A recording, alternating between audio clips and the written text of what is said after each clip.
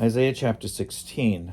Send lambs to the ruler of the land, from Selah by way of the desert, to the mount of daughter Zion. Like fluttering birds, like scattered nestlings, so are the daughters of Moab at the fords of the Arnon. Give counsel, grant justice, make your shade like night, at the height of noon. Hide the outcasts, do not betray the fugitive. Let the outcasts of Moab settle among you. Be a refuge to them from the destroyer.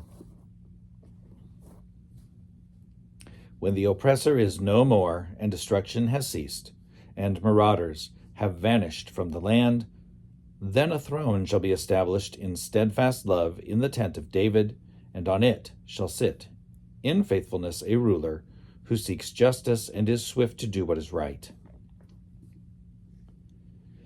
We have heard of the pride of Moab, how proud he is, of his arrogance, his pride, and his insolence. His boasts are false.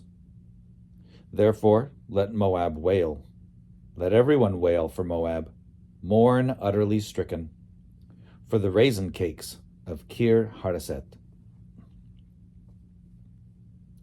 For the fields of Heshbon languish, and the vines of Sibmah, whose clusters once made drunk the lords of the nations, reached to Jazer and strayed to the desert.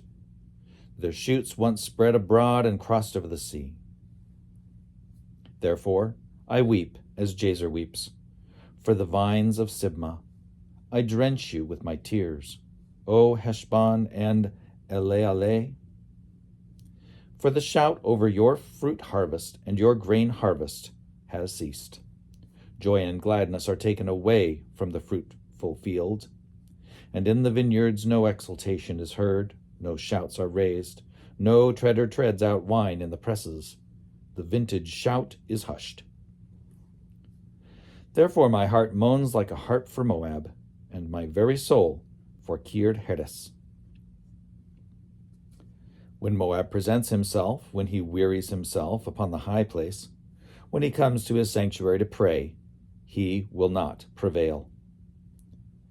This was the word that the Lord spoke concerning Moab in the past. But now, the Lord says, in 3 years, like the years of a hired worker, the glory of Moab will be brought into contempt in spite of all its great multitude, and those who survive will be very few and feeble.